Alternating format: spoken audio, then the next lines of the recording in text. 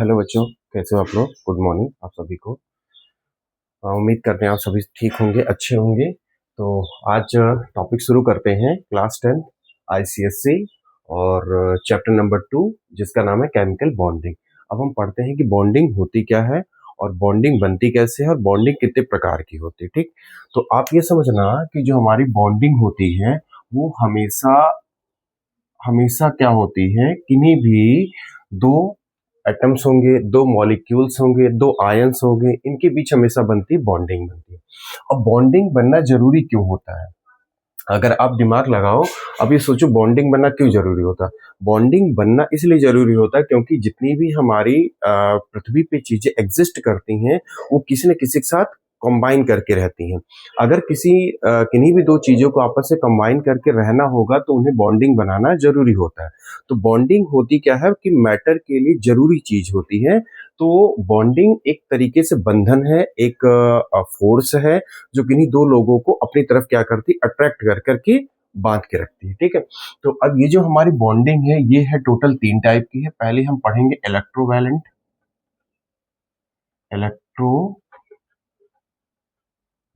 Bond. अब ये इस बॉन्डिंग के अंदर ही 3 बॉन्ड आएंगे। दूसरा हमारा है कोवैलेंट बॉन्ड और तीसरा हमारा है कोऑर्डिनेट बॉन्ड।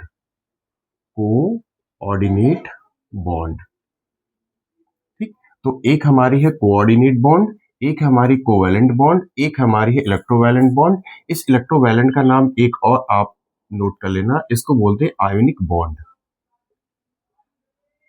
ठीक, आयोनिक बॉन्ड। ठीक, तो हमारी केमिकल बॉन्डिंग 3 टाइप की हो गई। एक हमारी हो गई इलेक्ट्रोवैलेंट बॉन्ड, एक हमारी हो गई आयोनिक बॉन्ड, एक हमारी हो गई कोऑर्डिनेट बॉन्ड। ठीक, तो सबसे पहले हम शुरुआत करते हैं आयोनिक बॉन्ड और कोवैलेंट इलेक्ट्रोवैलेंट बॉन्ड होता क्या है।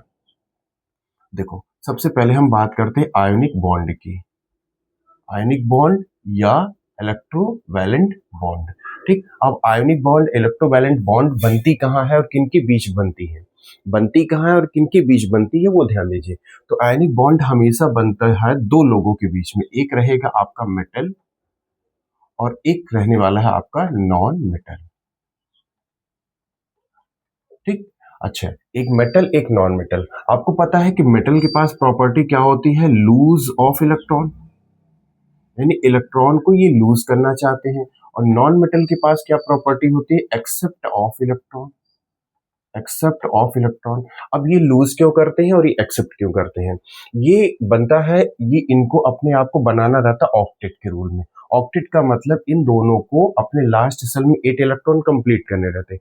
तो 8 इलेक्ट्रॉन कंप्लीट करने के लिए इनको अपने लास्ट सेल से कुछ इलेक्ट्रॉन निकालने पड़ते हैं और इनको अपने लास्ट सेल में कुछ इलेक्ट्रॉन क्या करने पड़ते हैं, डालने पड़ते हैं। तो इनको लूज करना, इनको एक्सेप्ट करना है। ठीक, अब लूज करने वाले कितने इलेक्ट्रॉन मेटल के पास होते हैं, उनकी बैलेंस सेल में, मेटल के बैलेंस सेल में 1 इलेक्ट्रॉन होगा, 2 इलेक्ट्रॉन होगा और 3 इलेक्ट्रॉन होगा। ये 1 इलेक्ट्रॉन, 2 इलेक्ट्रॉन, 3 इलेक्ट्रॉन क्या किए जाएंगे, लूज किए जाएंगे। और जिनको एक्सेप्ट करना है, यानी जिनका नाम क्या है, नॉन मेटल है, जिनको एक्सेप्ट करना है, उनके बैलेंस सेल में होने वाले कितने इलेक्ट्रॉन हैं, 5 होंगे, 6 होंगे, 7 होंगे। ठीक, 5 6 7 जिस भी एटम के बैलेंस सेल में इलेक्ट्रॉन होंगे वो क्या करेंगे, इलेक्ट्रॉन को रिसीव करेंगे। जिसके बैलेंस सेल में 5 होगा वो 3 इलेक्ट्रॉन रिसीव करेगा, जिसके बैलेंस सेल में 6 होगा वो 2 करेगा, जिसके बैलेंस सेल में 7 होगा वो 1 करेगा। कुल मिलाकर के अगर हम ये कहें कि ये भी अपने लास्ट सेल में क्या करना चाहते हैं, ऑक्टेट को कंप्लीट करना चाहते हैं बाय लूज ऑफ इलेक्ट्रॉन, और ये अपने ऑक्टेट को कंप्लीट करना चाहते हैं, यानी अपनी बैलेंस सेल को 8 इलेक्ट्रॉन में कन्वर्ट करना चाहते हैं, बाय ऑक्टेट करना चाहते हैं। ठीक, तो ये लूज करके करना चाहते हैं, ये गेन करके करना चाहते हैं। ठीक है, तो जिन्होंने लूज करके ऑक्टेट बनाया मेटल कहलाए, जिन्होंने एक्सेप्ट करके ऑक्टेट बनाया नॉन मेटल कहलाए। ठीक, इतनी बातें आपको समझ में आई। तो ये ऑक्टेट कहाँ बनेगा, उनके बैलेंस सेल में। अच्छा, बैलेंस सेल में क्या होता है, बैलेंस इलेक्ट्रॉन होता है। बैलेंस सेल में क्या होगा, बैलेंस इलेक्ट्रॉन होगा। ठीक, ये भी कहाँ होगा, बैलेंस सेल में होगा। बस आप ध्यान से देखते रहना, बहुत सी सारी चीजें क्लियर हो जाएंगी। और इनकी भी बैलेंस सेल में क्या होगा, बैलेंस इलेक्ट्रॉन होगा। ठीक, यहाँ तक बातें क्लियर हुई। ठीक, अब बैलेंस सेल में बैलेंस इलेक्ट्रॉन को पूरा करना है तो ये अपने लास्ट सेल से या बैलेंस सेल से 1 2 3 इलेक्ट्रॉन निकाल देंगे।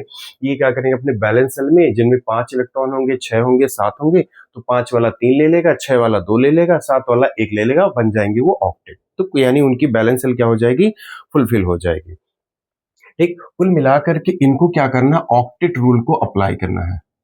ऑक्टेट रूल, अब ऑक्टेट रूल क्या है मैं आपको थोड़ा सा बता देता हूं, क्योंकि हमारी जो पीरियोडिक टेबल में हमारी पीरियोडिक टेबल में कुछ ऐसे एलिमेंट्स हैं जिनका ऑलरेडी ऑक्टेट भरा है। जैसे मैं एक एग्जांपल लेता हूं नियॉन का। नियॉन का आप एटॉमिक नंबर देखोगे तो 10 10 मतलब हो गया 2,8, मतलब इसके लास्ट सेल में कितने इलेक्ट्रॉन है, पहले सेल में 2 होंगे, दूसरी सेल में 8 होंगे।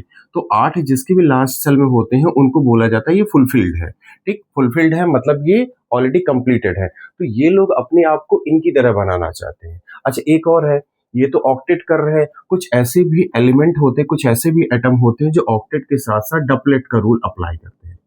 डपलेट रूल का मतलब हो गया कि वो अपने लास्ट सेल में क्या करना चाहते हैं, 2 इलेक्ट्रॉन ही रखना चाहते हैं। ये जैसे ये लोग हो गए, ये अपने लास्ट सेल में 8 इलेक्ट्रॉन रखेंगे, लेकिन डपलेट वाले अपने लास्ट सेल में कितने इलेक्ट्रॉन रखेंगे, 2 इलेक्ट्रॉन रखेंगे। ठीक, आई होप यहां तक बातें क्लियर हो। चलो मैं आपको समझाता हूं, ये और क्लियर करता हूं। Formation of NaCl, formation of NaCl की फॉर्मेशन कैसे हुई है। ठीक, फॉर्मेशन ऑफ NaCl, NaCl आप जानते हो जिसको क्या बोलते हैं, सोडियम क्लोराइड, और उसका नॉर्मल भाषा में जो हमारे घरों में नाम लिया जाता है तो नमक बोलते हैं, यानी कि कॉमन सॉल्ट। अब इसका कैसे हुआ होगा, देखो NaCl में 2 लोग हैं, एक आपका Na है जिसका एटॉमिक नंबर कितना होता है, 11। अगर आप इसको ब्रेक करोगे तो क्या लिखा जाएगा, 2,8,1, और दूसरा हमारा Cl है जिसका एटॉमिक नंबर है 17। इसको आप ब्रेक करोगे तो 2,8,7 आ गया। अब देखो ध्यान से देखो, इसके बैलेंस सेल यानी कि अब इसकी मिलाकर के कुल 3 सेल बनेगी, यानी फर्स्ट सेल जिसमें 2 इलेक्ट्रॉन होंगे, सेकेंड सेल जिसमें 1 2 3 4 5 6 7 8 होंगे, और तीसरी सेल जिसमें कितने इलेक्ट्रॉन होंगे, 1 इलेक्ट्रॉन होगा। ठीक, अब सोडियम की एटॉमिक नंबर 11 है, उसको ब्रेक किया 281। अब इस 281 को अगर हमने सेल के अकॉर्डिंग फिट किया तो 2 इलेक्ट्रॉन फर्स्ट सेल में, 8 इलेक्ट्रॉन सेकंड सेल में, और लास्ट सेल में कितने इलेक्ट्रॉन, 1 इलेक्ट्रॉन। ठीक, अब अगर हम देखें क्लोरीन का, देखें क्लोरीन का 287 यानी 17 था। अब इसकी सेल देखो तो एक सेल जिसमें 2 इलेक्ट्रॉन होंगे, दूसरी सेल जिसमें 1 2 3 4 5 6 7 8, और एक तीसरी सेल होगी जिसमें कितने होंगे, 1 2 3 4 5 6 और एक 7। ठीक, सोडियम के लास्ट सेल में 1 इलेक्ट्रॉन और क्लोरीन के लास्ट सेल में 7 इलेक्ट्रॉन। आपको क्या लगता है, मैंने कहा था जिसकी लास्ट सेल में होंगे 7 वो क्या करेगा, 1 एक्सेप्ट करेगा, और जिसकी लास्ट सेल में 1 होगा वो 1 निकाल देगा। तो आपको क्या लगता है कि सोडियम क्या करने वाला होगा, अंदाजा लगाओ। सोडियम 1 इलेक्ट्रॉन को क्या करेगा, लूज करेगा। जैसे ही ये लूज करेगा, क्लोरीन को लास्ट सेल में चाहिए कितना, 1 चाहिए, तो वो क्लोरीन इस सोडियम के 1 इलेक्ट्रॉन को क्या करेगा, एक्सेप्ट कर लेगा। अब हुआ क्या कि सोडियम ने क्या किया, सोडियम ने अपने सेल से क्या किया, 1 इलेक्ट्रॉन को लूज किया। 1 इलेक्ट्रॉन जैसे लूज करेगा तो सोडियम के पास आ गया प्लस का 1 चार्ज। ठीक, प्लस का 1 चार्ज, क्योंकि इलेक्ट्रॉन निगेटिव होता है, तो एक निगेटिव जाने के बाद सोडियम के ऊपर आ गया एक प्लस का चार्ज आ गया। ठीक, अब वो 1 इलेक्ट्रॉन जो कि सोडियम ने रिलीज किया है, वो क्लोरीन क्या करेगा, उस 1 इलेक्ट्रॉन को तुरंत एक्सेप्ट करेगा, और एक्सेप्ट करके क्या बना लेगा, Cl, अपने आप को Cl के -1 में कन्वर्ट कर लेगा। ठीक, तो ये जो प्लस बना है सोडियम, इसको बोलते हैं कैटायन, यानी पॉजिटिव आयन हो गया है, और ये जो हमारा क्लोरीन बना है इसको बोलते हैं हम एनायन। क्योंकि एनायन कैसा नेचर होता है, माइनस का, कैटायन कैसा नेचर होता है, पॉजिटिव का। अब किसी ने 1 दिया है, किसी ने उसका 1 लिया है, तो हुआ क्या कि तुम्हारे Na+1 के पास और Cl -1 चूंकि बन चुका है, इन दोनों के बीच देखो कैसे कैसे कैसे चार्ज है, एक पॉजिटिव चार्ज है, एक निगेटिव चार्ज है। तो पॉजिटिव और निगेटिव चार्ज के बीच, पॉजिटिव और निगेटिव चार्ज के बीच हमेशा एक फोर्स काम करती है, एक फोर्स, जिस फोर्स का नाम होगा, बहुत ही ज्यादा वो स्ट्रॉन्ग फोर्स होती है, उस स्ट्रॉन्ग फोर्स का नाम है इलेक्ट्रोस्टैटिक फोर्स। उस स्ट्रॉन्ग फोर्स का नाम है स्टैटिक फोर्स, और इलेक्ट्रोस्टैटिक फोर्स लगी, और हमेशा ये ध्यान रखना इलेक्ट्रोस्टैटिक फोर्स हमेशा उस जगह लगती है जहां पर क्या होते हैं टू अपोजिट चार्ज। जहां पर दो अपोजिट चार्ज होंगे वहां पर दो अपोजिट चार्ज एक दूसरे को एक फोर्स से क्या करेंगे, खींचेंगे। जब खींचेंगे तो इनके बीच क्या होगा, एक बॉन्ड बनना शुरू होगा। एक बॉन्ड बनेगा तो Na और Cl के बीच में एक बॉन्ड बन गया, जिसकी वजह से यहाँ पर एक कंपाउंड का निर्माण हुआ जिसका नाम क्या गया, NaCl, मतलब सोडियम क्लोराइड। और इसके अंदर की बात आपको बताते हैं, सोडियम क्लोराइड। ठीक, आप लोगों को दिख रहा है? ठीक, तो क्या बन गया हमारा, सोडियम क्लोराइड। अब आगे की बात है कि अपोजिट चार्ज हो गए, ये दोनों एक दूसरे को अपनी तरफ क्या करेंगे, अट्रैक्ट करेंगे, और वहीं से एक इलेक्ट्रोस्टैटिक फोर्स क्या करेगी, जनरेट होगी। एक और चीज समझना, अब यहां जो मैं आपको बताना चाहता हूं, अब NaCl जो है, NaCl इसको बोला जाता है, ये एक, इसमें एक रेडॉक्स रिएक्शन चली है। रेडॉक्स रिएक्शन कैसे हुई? देखो, रेडॉक्स रिएक्शन का मतलब हो गया कि जिस रिएक्शन में दो चीजें होती हैं। रेडॉक्स रिएक्शन में दो चीजें होती हैं, एक होता है ऑक्सीडेशन और एक होता है रिडक्शन। Oxidation, reduction. अब आपको कैसे पता चलेगा किसका ऑक्सीडेशन हुआ किसका रिडक्शन हुआ है? तो ध्यान रखना कि ऑक्सीडेशन, हमेशा ऑक्सीडेशन के लिए आप ये समझ लेना, जो कोई भी अपने लास्ट सेल से इलेक्ट्रॉन लूज करेगा, जो कोई भी अपने लास्ट सेल से इलेक्ट्रॉन लूज करेगा, उसका क्या होता है, ऑक्सीडेशन। यानी ऑक्सीडेशन का मतलब हो गया, आप शॉर्ट फॉर्म ये रखना, OIL, मतलब oxidation is lose of electron. और जिसका भी, जो भी अपने लास्ट सेल से इलेक्ट्रॉन लूज करेगा, वो उसका क्या हो रहा है, ऑक्सीडेशन। और जो अपने लास्ट सेल में इलेक्ट्रॉन रिसीव कर रहा है, यानी RIG, receive is gain of electron, sorry, या reduction is gain of electron. यानी जिस किसी ने भी उस इलेक्ट्रॉन को क्या किया है, रिसीव किया है, उसका क्या हो रहा है, रिडक्शन। तो आप मुझे एक बात बताओ कि सोडियम ने अपना तो एक इलेक्ट्रॉन क्या किया था, लूज किया था, और उसी क्लोरीन ने उसके एक इलेक्ट्रॉन को क्या कर लिया था, एब्जॉर्ब कर लिया था, यानी कैप्चर कर लिया था। तो यहां पर ऑक्सीडेशन किसका हुआ होगा, ऑक्सीडेशन हुआ है सोडियम का। तो हम क्या कहेंगे कि ऑक्सीडेशन किसका हुआ है, सोडियम का। अच्छा, क्लोरीन ने उस एक इलेक्ट्रॉन को क्या किया, रिसीव कर लिया, तो क्लोरीन का क्या हुआ है, रिडक्शन हुआ है। तो क्या आप मुझे ये बता सकते हो कि फॉर्मेशन ऑफ NaCl, यानी NaCl के बनने में हमारे दोनों काम हुए, एक हुआ है हमारा रिडक्शन, एक हुआ है हमारा ऑक्सीडेशन। रिडक्शन मतलब अपने लास्ट सेल में इलेक्ट्रॉन को ले लेना, यानी रिडक्शन इज गेन, गेन का मतलब होता है लेना, reduction is gain of electron, और ऑक्सीडेशन का मतलब हो गया कि लूज ऑफ इलेक्ट्रॉन। तो देखो, सोडियम ने अपने लास्ट सेल से एक इलेक्ट्रॉन क्या कर दिया, लूज कर दिया, और वो जिसको लूज किया उसने क्या किया, उस इलेक्ट्रॉन को रिसीव कर लिया। रिसीव किया क्लोरीन ने, तो क्लोरीन का क्या हो गया, रिडक्शन, और सोडियम ने रिलीज कर दिया, यानी कि उसने फ्री कर दिया, लूज कर दिया, उसका क्या हुआ, ऑक्सीडेशन।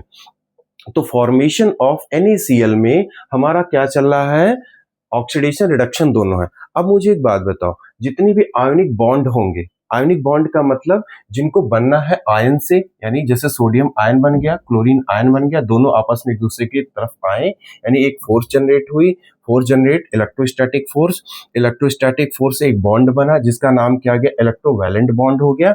ठीक, तो यहां पर क्या हुआ कि हमारा जितने भी आयनिक बॉन्ड होंगे, ठीक, जैसे आपका NaCl हो गया, जैसे आपका MgCl2 हो गया, ठीक, जैसे आपका हो गया CaO हो गया, जैसे आपका हो गया MgO हो गया, ये सारे के सारे क्या होंगे, आयनिक बॉन्ड होंगे। अगर ये आयनिक बॉन्ड होंगे तो इन सभी में कौन सी रिएक्शन फॉलो की जाएगी, रिडॉक्स रिएक्शन। मतलब इनमें हमारा ऑक्सीडेशन भी होगा और बच्चों रिडक्शन भी होगा। आई होप, उम्मीद करते इतनी बातें आपको समझ में आई होंगी। ठीक है, इतनी की आप इसको नोट कर लो। चलो, मैं इसके आगे बढ़ता हूं।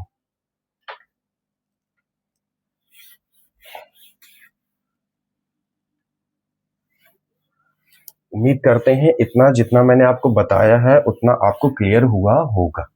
ठीक है, ऑक्सीडेशन, रिडक्शन, आयनिक बॉन्ड, ठीक है, आयंस मेक होते हैं, आयंस की फॉर्मेशन होती है, ठीक है, ये हमारा किस में होता है, आयनिक बॉन्ड, जिसको हम इलेक्ट्रोवैलेंट बॉन्ड भी बोलते हैं। ठीक है, ओके।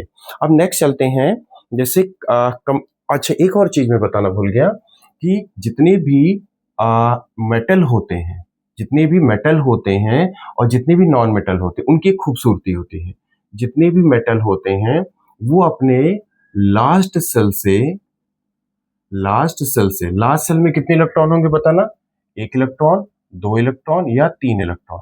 ये इलेक्ट्रॉन क्या किए जाते हैं, मेटल के लास्ट सेल से 1 2 3 इलेक्ट्रॉन क्या किए जाते हैं, कंप्लीट ट्रांसफर होता है, complete transfer of last cell electron. ठीक, अब किसी ने अपने लास्ट सेल से कंप्लीट ट्रांसफर किया, कंप्लीट 1 करेगा, कंप्लीट 2 करेगा, कंप्लीट 3 करेगा। ठीक, अब नॉन मेटल की क्या हैबिट होती है, नॉन मेटल अपने लास्ट सेल में उन्हें 1 2 3 इलेक्ट्रॉन को क्या करते हैं, एक्सेप्ट कर लेते हैं, यानी 1 2 3 इलेक्ट्रॉन को क्या करते हैं, एक्सेप्ट करते हैं। तो हम क्या कहेंगे, कंप्लीट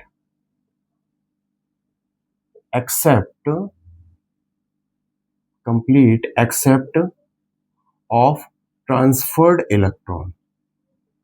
बेटा राइटिंग पे मत जाना, complete except of transferred electron from, कहां से,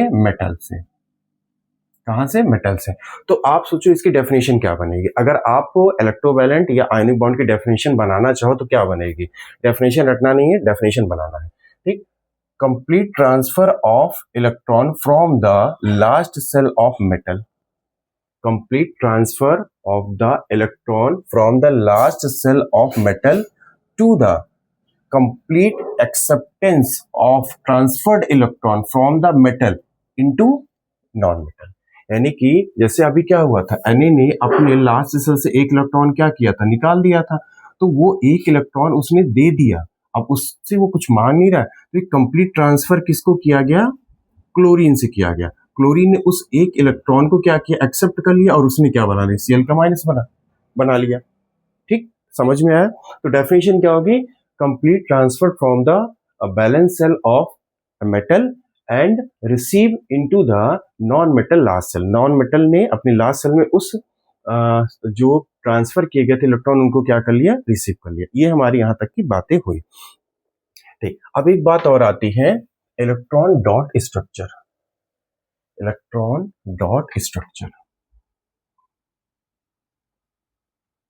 बेटा हमारा प्रयास आप लोगों के प्रोत्साहन पर निर्भर करता है। ठीक है, उसको अगर आप चाहेंगे तो और निखार के आएगा। ठीक है, मैं बस यही उम्मीद करता हूँ। इलेक्ट्रॉन डॉट स्ट्रक्चर, अब देखो हुआ क्या होगा, इलेक्ट्रॉन डॉट स्ट्रक्चर कैसे बनाते हैं, जैसे Na के लास्ट सेल में कितने इलेक्ट्रॉन, 1, और क्लोरीन के लास्ट सेल में कितने, 7, 1 2 3 4 5 6 7। अब ये क्या करेगा, ये अपना कंप्लीट ट्रांसफर करा, तो ये कंप्लीट ट्रांसफर हो जाएगा, क्लोरीन क्या करेगा, इसको रिसीव कर लेगा। जैसे ही अपने अंदर से लास्ट सेल से 1 इलेक्ट्रॉन इसको देगा, तो क्या बन जाएगा, Na का +1 और Cl का -1 बन गया। ठीक, सेम चीज जो वहां पर हुई थी वही यहां पर भी हुई। ठीक, तो यहां पर Na+ बन गया, Cl- बन गया, दोनों के बीच में एक स्ट्रॉन्ग इलेक्ट्रोस्टैटिक फोर्स जनरेट हुई, दोनों ने आपस में एक दूसरे को खींचा, एक बॉन्ड बना, और बॉन्ड बन करके क्या हमारा कंपाउंड तैयार हो गया, NaCl, which is called sodium chloride या कॉमन सॉल्ट आप बोल सकते हो। ठीक है, और एक एक ऐसा बॉन्ड है, आयनिक बॉन्ड है। ठीक, आपको पूरा क्लियर होना चाहिए। ठीक, अब जैसे हम, ये तो फॉर्मेशन ऑफ NaCl था, अब हम पढ़ते हैं फॉर्मेशन ऑफ MgCl2। अब देखो यहां पर क्या है, Mg आपका 1 है, Cl आपका 2 है। Mg आपका 1 है, Cl आपका 2, तो एक काम करो, Mg आप बनाओ यहाँ, एक Cl आप यहाँ दिखा दो, एक Cl आप यहाँ दिखा दो, यहाँ भी दिखा सकते हो, कोई जरूरी नहीं है। ठीक है, Mg का एटॉमिक नंबर 12, 12 मतलब 2,8,2, Mg मीन 12, 2,8,2, लास्ट सेल में कितने इलेक्ट्रॉन होंगे, 2, तो हमने यहाँ 2 रख दिए, एक यहाँ एक यहाँ। क्लोरीन के लास्ट सेल में 7, 1 2 3 4 5 6 7, 1 2 3 4 5 6 7, एक इलेक्ट्रॉन इसने ले लिया, एक प्लस चार्ज क्रिएट हुआ, एक इलेक्ट्रॉन इसने ले लिया, एक प्लस चार्ज क्रिएट हुआ। तो Mg के पास बोलो कितने प्लस चार्ज हो गए, 2, क्योंकि इसने क्या किया, complete transfer of 2 electron from its valence shell. ठीक, इसने अपनी बैलेंस सेल से 2 इलेक्ट्रॉन क्या कर दिया, ट्रांसफर कर दिया। तो Mg क्या बन गया, प्लस का 2, और Cl क्या है, Cl का माइनस, यानी Cl ने 2 लिया तो Cl क्या बन गया, माइनस का 2 बन गया। ठीक, तो Cl ने 2 ले लिया क्योंकि Mg ने अपने 2 दिए। तो अब इसको हम क्या लिख सकते हैं कि Mg ने क्या किया होगा, अपने बैलेंस सेल से 2 इलेक्ट्रॉन ट्रांसफर किया होगा। तो 2 इलेक्ट्रॉन ट्रांसफर करने की वजह से Mg के ऊपर आ गया प्लस का 4। अब बताओ, क्लोरीन ने 1 इलेक्ट्रॉन लिया होगा, लेकिन अब मुझे बताओ क्लोरीन कितने हैं, 2 हैं, तो 2 Cl तो कितने इलेक्ट्रॉन लेंगे, 2 इलेक्ट्रॉन लेंगे। तो जो बनेगा वो क्या बनेगा, 2Cl माइनस, 2Cl माइनस, यहाँ Mg का प्लस 2, यहाँ 2Cl माइनस बन गया, यानी Cl के ऊपर कितना चार्ज आ गया, माइनस के 2 आ गए।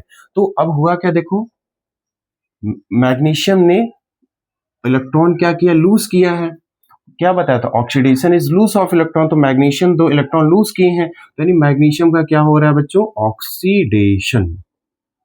और उसी 2 इलेक्ट्रॉन को क्लोरीन क्या कर रहा है, रिसीव कर रहा है, यानी कि ले रहा है। तो क्या हो गया, reduction, reduction is gain of electron, यानी क्लोरीन का हो रहा है रिडक्शन और मैग्नीशियम का हो रहा है ऑक्सीडेशन। तो दोनों ही रिएक्शन मिला करके हम क्या बोलेंगे, ये क्या हमारी रिडॉक्स रिएक्शन। कैसे हो गई, रिडॉक्स रिएक्शन। तो जितने भी आयनिक कंपाउंड होते हैं, जितने भी हमारे इलेक्ट्रोवैलेंट कंपाउंड बनते हैं, सबके पास क्या होता है, हमारा ऑक्सीडेशन रिडक्शन दोनों चलती है। ठीक, चलो अब मैं इसके बाद चलता हूं अगले पॉइंट पर। इतना आप लोगों को आई होप क्लियर हुआ होगा।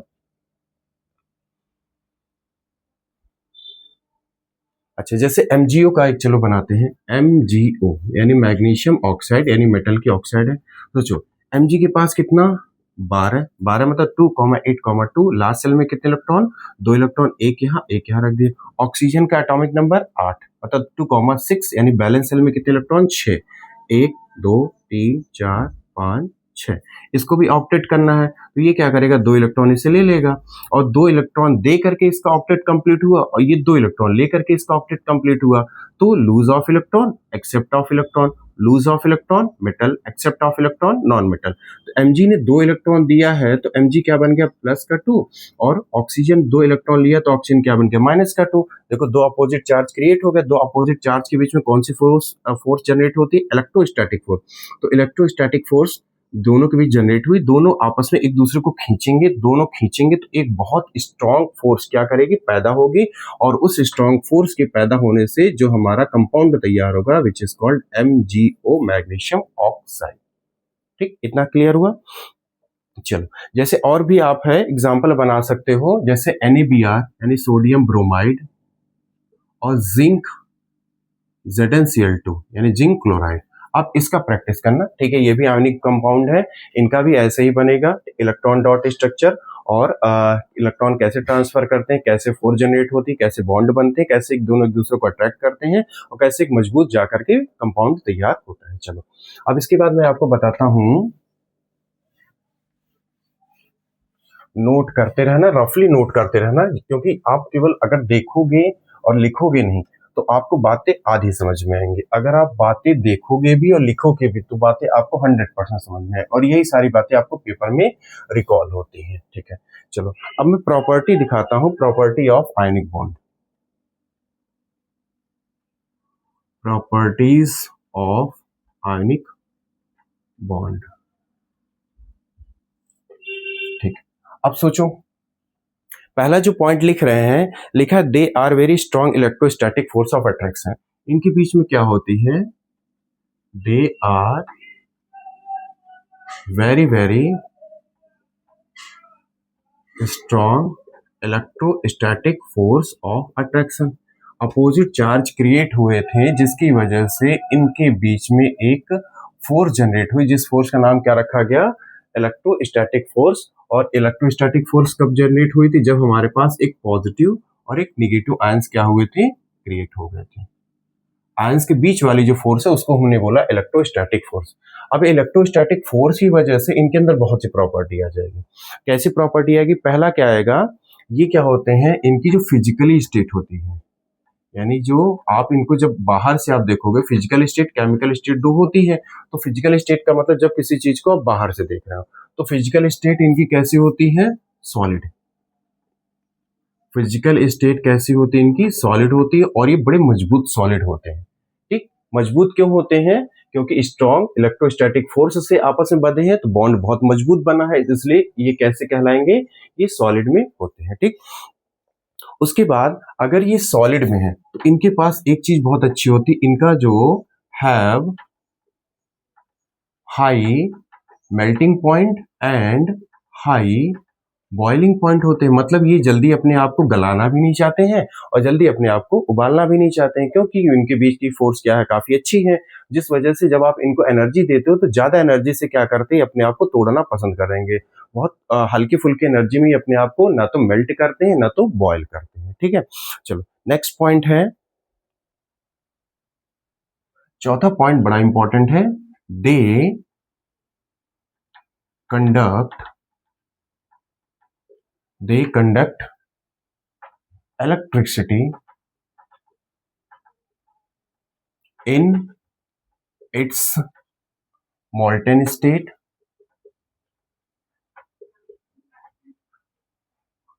or aqueous state,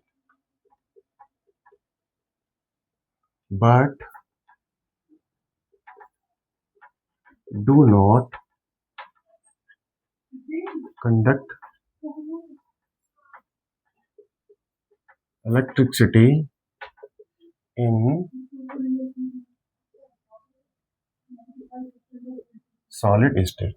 यानी कि ये क्या होते हैं, they conduct electricity in its molten state और एक्वस स्टेट, यानी कि जब इनको किसके साथ मिला दिया जाता है, H2O के साथ, और जब भी क्या करते हैं, खुद से क्या करते हैं, मेल्ट कर जाते हैं, यानी खुद से मेल्ट होते हैं तो मोल्टेन स्टेट, और जब इनको पानी के साथ मिलाया जाता है तो एक्वस स्टेट इनको बोला जाता है। अब इस लाइन का पूरा मतलब समझो, they conduct electricity in its molten state और एक्वस स्टेट, मतलब सोचो, और but do not conduct electricity in solid state, लेकिन जब तक ये सॉलिड स्टेट में होते हैं, मतलब सॉलिड स्टेट में क्यों है, क्योंकि इनके बीच में इलेक्ट्रोस्टैटिक फोर्स है। इलेक्ट्रोस्टैटिक फोर्स क्यों है, क्योंकि दो अपोजिट चार्ज आपस में एक दूसरे को एक बहुत स्ट्रांग फोर्स से बाइंड किए हुए हैं, तो आयंस के बीच में जो इलेक्ट्रोस्टैटिक फोर्स थे उसकी वजह से ये सॉलिड थे। जब तक ये सॉलिड थे तब तक इनके आयंस जो थे वो फ्री नहीं थे, और जब फ्री नहीं होंगे तो ये क्या करेंगे कि इलेक्ट्रिसिटी के लिए ये पुअर कंडक्टर होंगे, पुअर कंडक्टर। बट जैसे ही इनको हम क्या करेंगे, सॉलिड स्टेट से जैसे हम इनको मोल्टेन स्टेट में या इनको एक्वस स्टेट में हम लेके जाएंगे, तो जैसे मोल्टेन स्टेट में जाएंगे, एक्वस स्टेट में जाएंगे, तो इसमें क्या होगा, आयंस क्या होंगे, फ्री हो जाएंगे। आयंस फ्री हो गए, और फ्री हो गए तो मूव करने लगे, और मूव करने लगे तो करंट को क्या करने लगे, एक डायरेक्शन से दूसरे डायरेक्शन में ले जाने लगे। एक्वस स्टेट में भी होगा, क्या हो जाएंगे, हमारे आयंस क्या हो जाएंगे, फ्री हो जाएंगे, और जब फ्री हो जाएंगे तो ये टू मूव करने लगेंगे। तो आयंस फ्री टू मूव, यहां पर भी आयंस फ्री टू मूव। अच्छा, आयंस फ्री क्यों हुए, क्योंकि इनके बीच की जो इलेक्ट्रोस्टैटिक फोर्स थी वो क्या करके ब्रेक कर गई, ब्रेक हो गई, ब्रेक हो गया तो आयंस क्या हो गए, फ्री हो गए। आयंस फ्री हो गए तो उन्होंने इलेक्ट्रिसिटी को रास्ता दिखाना शुरू कर दिया। सेम चीज यहां भी होगी, इनके बीच के बीच इलेक्ट्रोस्टैटिक फोर्स होगी, वो क्या हो जाएगी, ब्रेक हो जाएगी, बॉन्ड क्या करेगा, टूट जाएगा। इलेक्ट्रोस्टैटिक फोर्स टूट गई और बॉन्ड क्या कर गया, ब्रेक हो गया, तो क्या करने लगे, फ्री हो गया, तो वो इलेक्ट्रिसिटी को क्या करने लगे, मूव कराने लगे। ठीक, इतनी बातें क्लियर हुई। अब क्वेश्चन आता है, मैं क्वेश्चन आपको लिखता हूं, आप आंसर समझ गए होंगे। Why solid NaCl is poor conductor but molten NaCl is a good conductor of electricity। अब सोचो इसका आंसर क्या दोगे आप, कि सॉलिड NaCl हमारे इलेक्ट्रिसिटी का पुअर कंडक्टर होता है, बट जब उसी NaCl को आप क्या करते हो, मोल्टेन कर दोगे या एक्वस कर दोगे, ठीक, मोल्टेन यानी कि खुद से वो पिघल जाए, और एक्वस का मतलब जब उसको पानी में आप डाल दो उस NaCl को, तो क्या करेंगे वो क्या करेंगे, आपको मेल्ट कर जाएंगे। ठीक, तो पुअर कंडक्टर जो होते हैं सॉलिड में NaCl में होते, बट लेकिन जैसे आप उनको मोल्टेन करोगे या आप एक्वस करोगे तो इलेक्ट्रिसिटी के गुड कंडक्टर होते हैं। कैसे क्यों होते हैं ये मैंने आपको पूरा बताया कि जब तक वो सॉलिड में होंगे उनके आयंस फ्री नहीं है, क्योंकि इलेक्ट्रोस्टैटिक फोर्स जनरेट है जिसकी वजह से बॉन्ड बना है, वो पैक्ड है, इसलिए वो फ्री नहीं है। लेकिन जैसे ही वो क्या करेंगे, अपने आप को मोल्टेन या मोल्टेन स्टेट या एक्वस स्टेट में ले जाएंगे, तो उनके क्या होंगे, बॉन्ड्स क्या करेंगे, टूट जाएंगे, फोर्स क्या होगी, कमजोर हो जाएगी, आयंस फ्री हो जाएंगे, तो करंट को क्या करेंगे, मूव कराना शुरू कर देंगे। इतना आई होप आप लोगों को क्लियर हुआ होगा। ठीक, चलो अब अगली प्रॉपर्टी आपको बताते हैं आयनिक कंपाउंड की ओर।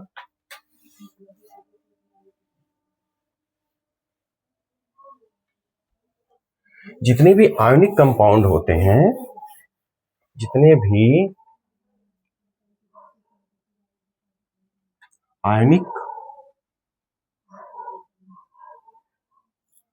भी आयनिक कंपाउंड होते हैं, ये क्या होते हैं, सॉल्युबल इन वाटर होते हैं, सॉल्युबल इन वाटर।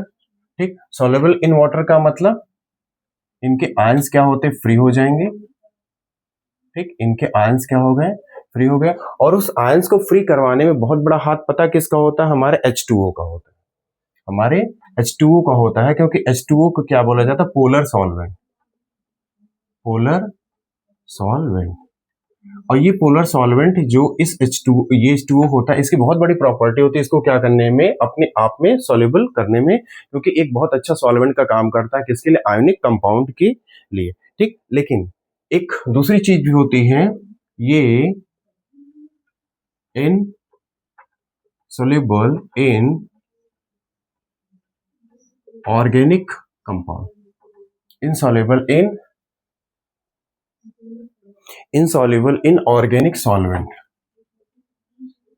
यानी लेकिन ये पानी के साथ तो ये सॉल्युबल होते हैं, लेकिन जितने भी हमारे इनऑर्गेनिक सॉल्वेंट होते हैं उनके साथ क्या करते हैं, ये सॉल्वेंट नहीं होते हैं। जैसे आपका है कार्बन टेट्राक्लोराइड CCl4, ठीक, दूसरा आपका है जैसे बेंजीन है C6H6, ठीक, और जैसे आपका क्या है क्लोरोफॉर्म है CCHCl3। इनके साथ क्या होते हैं, ये इनके साथ यानी जितने भी आयनिक कंपाउंड होते हैं, आयनिक कंपाउंड मतलब जिनमें आयंस होते हैं यानी कि फोर्स होती है, वो वाले सारे कंपाउंड इनके अंदर क्या होते हैं, इनसॉल्युबल होते हैं, मतलब इनके साथ वो घुलना पसंद नहीं करते हैं। ठीक, मतलब इनमें आप इनको डालोगे तो इनके आयंस आपस में ब्रेक नहीं होंगे, उनकी इलेक्ट्रोस्टैटिक फोर्स मेंटेन रहेगी, बरकरार रहेगी, बॉन्ड क्या करेगा, नहीं टूटेगा। ठीक है, इतनी चीजें आपको क्लियर हुई। चलो अब मैं आपको आगे कराता हूं conditions for formation of ionic compound. ये बड़ा इंपॉर्टेंट है, condition for formation of ionic compound, यानी कि आयनिक कंपाउंड बनने के लिए क्या कंडीशन होनी चाहिए। अच्छा, आपको क्या उम्मीद है, आपको क्या लगता है कि आयनिक कंपाउंड कब बनेगा, जब क्या करेंगे, दो चार्ज होंगे, एक पॉजिटिव और एक निगेटिव। अब एक बात बताओ, अगर हमें अच्छा सा और जल्दी आयनिक कंपाउंड बनाना है तो आप चाहोगे जल्दी से पॉजिटिव चार्ज क्रिएट हो जाए और जल्दी से नेगेटिव चार्ज क्रिएट हो जाए, यही आप उम्मीद करो ना। ठीक, कुछ ऐसा ही होता है। तो कंडीशन फॉर आयनिक कंपाउंड के लिए कह रहा है कि मेटल को क्या होना चाहिए, मेटल को शुड हैव, यानी कि जो मेटल आपका होगा शुड हैव लो आयोनाइजेशन, यानी मेटल को क्या होना पड़ेगा, लो आयोनाइजेशन, लो आयोनाइजेशन, यानी लो आयोनाइजेशन पोटेंशियल में किसको होना पड़ेगा, मेटल को होना पड़ेगा। अब ये क्या है, लो आयोनाइजेशन पोटेंशियल यानी शॉर्ट फॉर्म IP। देखो है क्या कि जैसे मेटल के लास्ट सेल में, किसी भी मेटल के लास्ट सेल में मान लो एक इलेक्ट्रॉन है, ठीक, एक इलेक्ट्रॉन, तो वो चाहेगा कि हम एक इलेक्ट्रॉन जल्दी से निकाल दे। एक इलेक्ट्रॉन जैसे निकालेगा तो वो फट से अपने आप को क्या बना लेगा, प्लस का 1। ठीक, अगर मान लो किसी मेटल के लास्ट सेल में दो इलेक्ट्रॉन हो तो वो दो इलेक्ट्रॉन फट से निकाल करके अपने आप को क्या बना लेगा, M का 2+ बना लेगा। अगर किसी मेटल के लास्ट सेल में 3 इलेक्ट्रॉन है तो वो 3 इलेक्ट्रॉन निकाल के क्या बना लेगा, m का 3+ बना लेगा। तो ये मेटल जितने भी हैं इनका आयोनाइजेशन पोटेंशियल क्या होना चाहिए, लो होना चाहिए। लो का मतलब ये अपने लास्ट सेल में जो बैठे हुए लास्ट इलेक्ट्रॉन को जल्दी से जल्दी क्या कर दे, निकाल दे, उसको ज्यादा से ज्यादा अपने पास ना रखें। जितनी जल्दी वो निकालेंगे अपने लास्ट सेल से उस लास्ट इलेक्ट्रॉन को, उतनी जल्दी क्या बनाएंगे, अपने आप को कैटायन बनाएंगे, यानी पॉजिटिव आयन। और ये जल्दी जल्दी अगर पॉजिटिव और हमारे कैटायन बनेंगे तो उतनी ही ज्यादा चांसेस है कि क्या बनेगा, आयनिक कंपाउंड अच्छे से तैयार होगा और जल्दी तैयार होगा। ठीक, एक तो ये बात हुई। तो इसका मतलब आप ये कह सकते हो कि ionization potential inversely proportional to tendency to lose electron. अब इसका मतलब समझो, अगर लूज इलेक्ट्रॉन करने की टेंडेंसी ज्यादा हो गई, अगर ज्यादा हो गए तो आयोनाइजेशन पोटेंशियल लो हो जाएगा। ठीक, अगर आयोनाइजेशन मतलब tendency to lose of electron, यानी कि अगर उनकी इलेक्ट्रॉन को देने की प्रॉपर्टी, टेंडेंसी मतलब आदत ज्यादा हो गई तो उनके आयोनाइजेशन पोटेंशियल लो। और हमें क्या चाहिए बताओ, लो आयोनाइजेशन पोटेंशियल चाहिए। अगर वो इलेक्ट्रॉन को रखेंगे मतलब अपनी आयोनाइजेशन पोटेंशियल क्या करेंगे, टेंडेंसी टू लूज इलेक्ट्रॉन को कम कर देंगे, आयोनाइजेशन पोटेंशियल क्या करेगा, बढ़ जाएगा। और अगर आयोनाइजेशन पोटेंशियल बढ़ जाएगा तो ऐसे में आयनिक कंपाउंड मेंटेन नहीं होगा।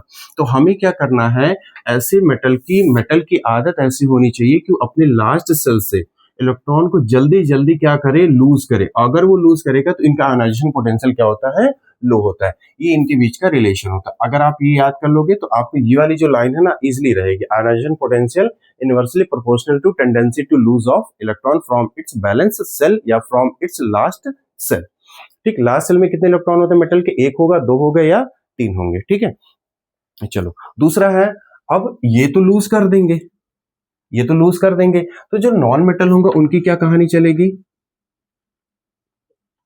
नॉन मेटल को ये चाहिए कि फटाफट क्या कर ले, उस इलेक्ट्रॉन को रिसीव कर ले। तो हाई इलेक्ट्रॉन एफिनिटी, हाई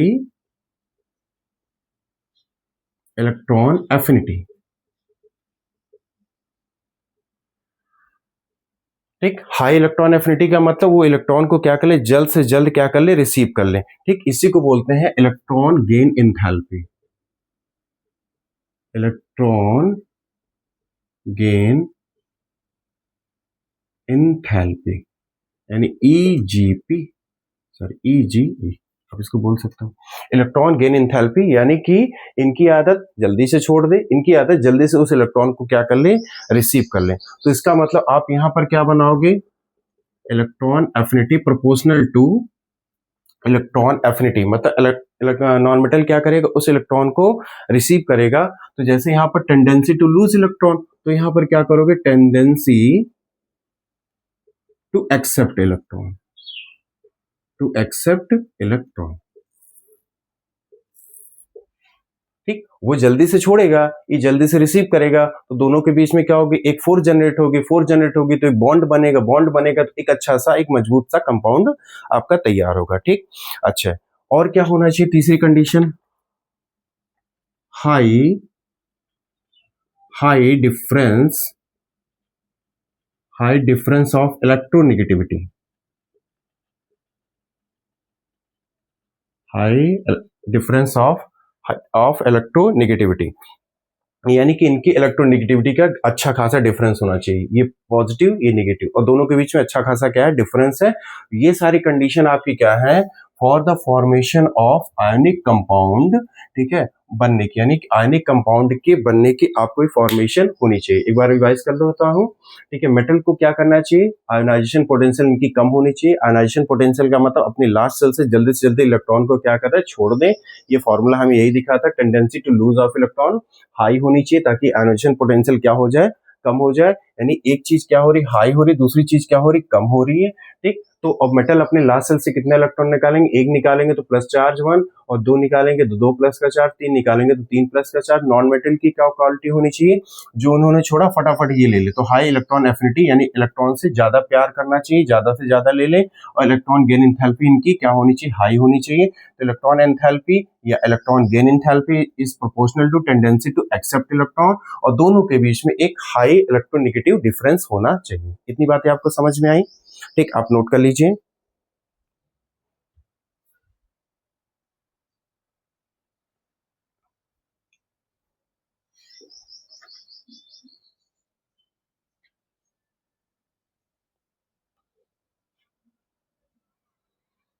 ठीक है। अब इसमें आपको पहला जो आपका हुआ है आयनिक कंपाउंड या इलेक्ट्रोवैलेंट बॉन्ड, ये आपका कंप्लीट हुआ है। अब चलिए अब दूसरे की तरफ चलता हूं।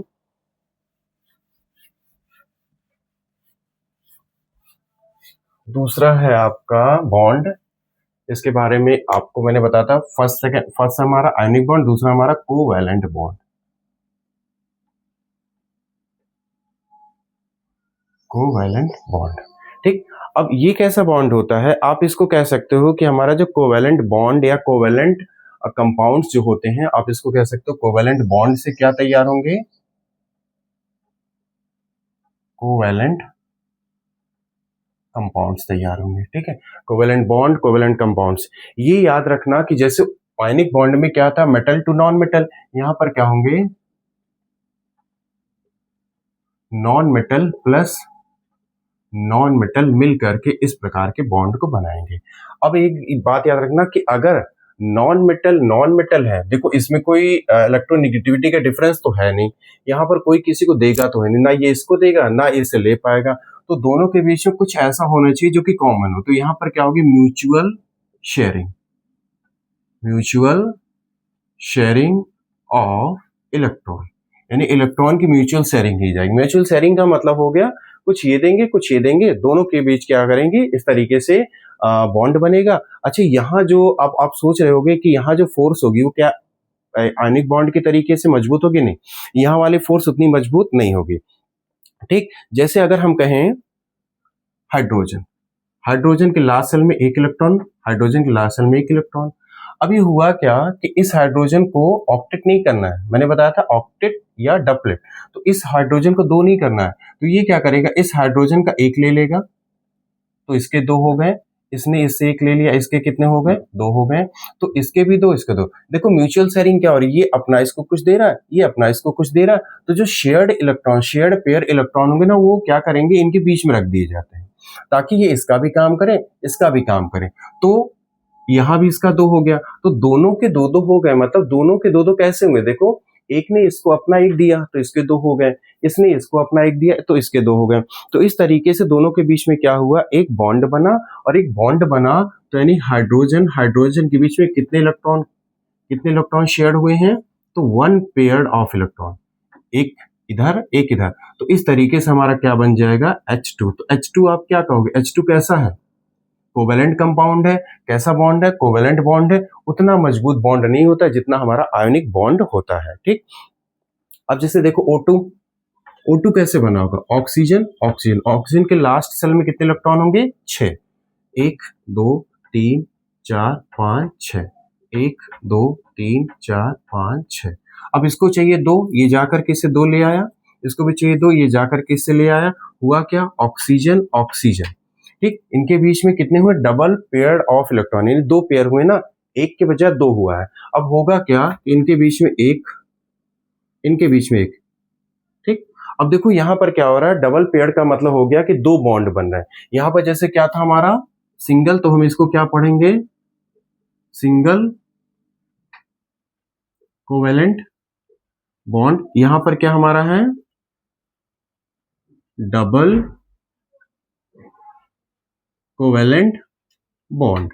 डबल कोवेलेंट बॉन्ड से हमारा कैसा covalent compound, single covalent bond से सिंगल हमारा क्या बन रहा है, कोवेलेंट कंपाउंड बन रहा है। डबल कोवेलेंट बॉन्ड से हमारा क्या बन रहा है, O2 बन रहा है। ठीक, तो ये हमारा O2 बन गया। अच्छा, अब जैसे मान लो N2 है, नाइट्रोजन। अब एक नाइट्रोजन यहां लिखा, एक नाइट्रोजन यहां लिखा, तो 1 2 3 4 5, क्योंकि नाइट्रोजन का एटॉमिक नंबर 7, तो 2,5, लास्ट सेल में कितने इलेक्ट्रॉन, 5। यहां भी 1 2 3 4 5। इसको कितना चाहिए बताओ, 3 चाहिए। ये जाकर के इससे 3 ले लेगा, और ये जाकर के इससे 3 ले लेगा। ठीक, तो नाइट्रोजन के बीच में सोचो कितनी बार इलेक्ट्रॉन आ गए, 3 बार, तो 1 2 3, यानी हमारा क्या होगा, ये इसको हम बोलेंगे ट्रिपल कोवेलेंट बॉन्ड।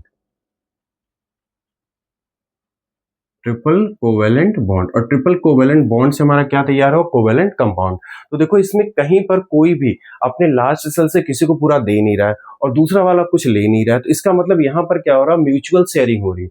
ठीक, mutual sharing of electron pair, कि यहाँ पर इलेक्ट्रॉन क्या कर रहा है, इन पेयरिंग फॉर्म में क्या हो रहा है, म्यूचुअल शेयर किया जा रहा है पहले वाले से दूसरे वाले के बीच में। ठीक, इतनी बातें आपको क्लियर हुई।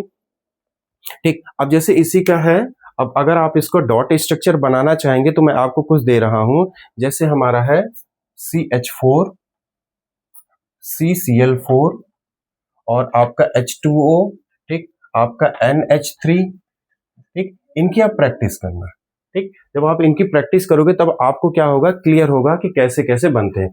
जैसे कार्बन CH4 है, कार्बन यानी एक कार्बन और इसके 1 2 3 4 कार्बन कार्बन हाइड्रोजन भाई भाई होते हैं। ठीक, हाइड्रोजन के लास्ट सेल में 1 इलेक्ट्रॉन और कार्बन के लास्ट सेल में 4, क्योंकि कार्बन का एटॉमिक नंबर कितना होता है, 6 होता है।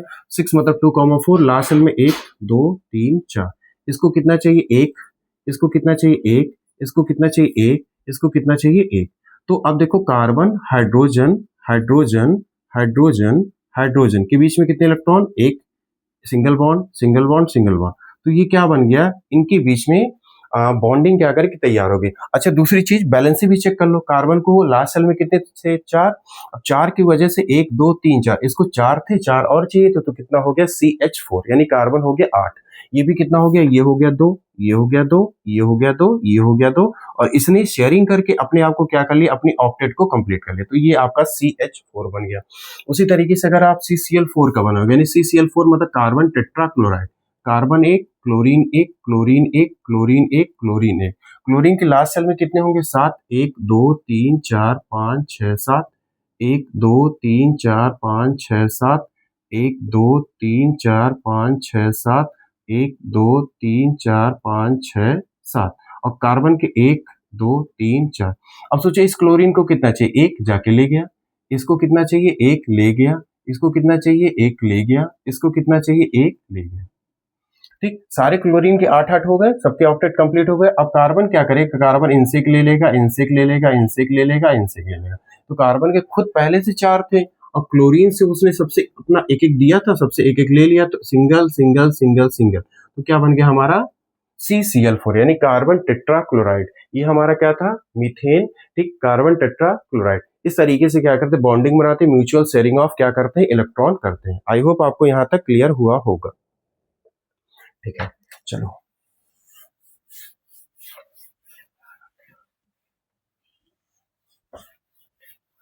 अब बात करते हैं आज का जो पॉइंट लास्ट है, जो हमारा कोवैलेंट। जैसे हमारे आयनिक बॉन्ड की प्रॉपर्टीज थी, अब कोवैलेंट बॉन्ड की प्रॉपर्टीज। ठीक, पहला पॉइंट क्या होता है, इनके पास ये क्या होते हैं, अच्छा ये इनके पास कोई आयन तो होते नहीं है। जब आयन नहीं है तो इनके पास क्या होगा, ये बैड कंडक्टर ऑफ इलेक्ट्रिसिटी होते, क्योंकि उनके पास आयन थे तो वो आयन क्या कर गए, करंट को फ्लो करवा ले गए। लेकिन इनके पास आयन नहीं तो इसलिए क्या होते, बैड कंडक्टर ऑफ इलेक्ट्रिसिटी, यानी करंट को ये फ्लो नहीं करा सकते हैं। ठीक, अच्छा इनके पास क्या होते हैं, इनके पास आप याद रखना, इनके पास मॉलिक्यूल होते हैं। ये क्या होते हैं, मॉलिक्यूल होते हैं, आयंस इसमें एब्सेंट होते हैं, आयंस इसमें नहीं होते हैं। दूसरा आप क्या कर सकते हो, इनके पास होती वीक वंडरवॉल फोर्स। और वीक वंडरवॉल फोर्स मतलब इनके मॉलिक्यूल्स के बीच में जो वीक वंडरवॉल फोर्स होती है वो क्या होती है, उसको हम बोलते हैं intermolecular force. Inter molecular force, और जो कैसी होती है, वीक फोर्स होती है। मतलब एक वंडरवॉल फोर्स होती है दो मॉलिक्यूल के बीच में जो कि कमजोर होती है, और उसको हम लोग आज तक नॉर्मल भाषा में क्या पढ़ते थे, 6th 7th 8th में, कि इंटरमॉलिक्यूलर फोर्स। तो इंटरमॉलिक्यूलर फोर्स को ही क्या बोला गया, वंडरवॉल फोर्स। और जो कहाँ होती है, दो मॉलिक्यूल्स के बीच में। मॉलिक्यूल्स कहां पर होंगे, कोवेलेंट बॉन्ड में। कोवेलेंट बॉन्ड की अब ये वाली फोर्स क्या होगी, वीक होती है, वीक फोर्स होती है। ठीक, अब दूसरा हम कह सकते हैं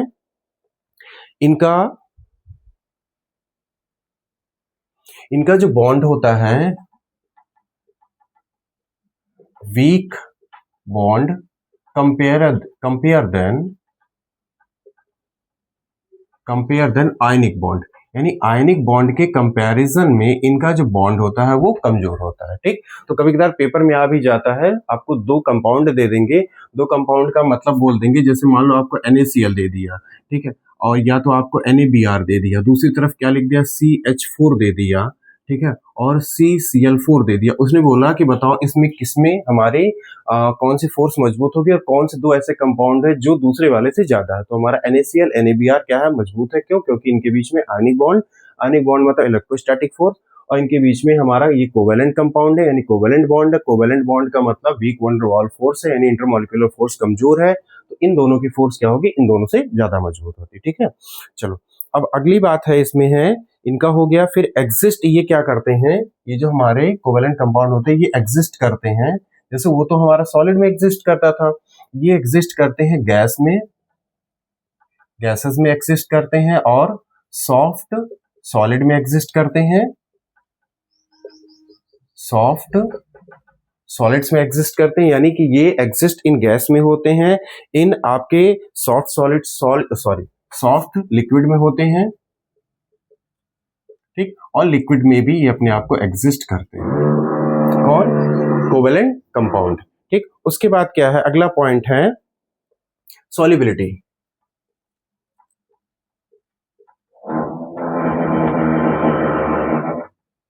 सॉल्युबिलिटी में क्या कह रहे हैं, ये क्या होते हैं, पोलर एंड नॉन पोलर होते हैं। ठीक, सॉल्युबिलिटी में ये पोलर और नॉन पोलर में इनकी सॉल्युबिलिटी चेक की जाती है। ठीक, ये अभी आपको आगे क्लियर समझाएंगे।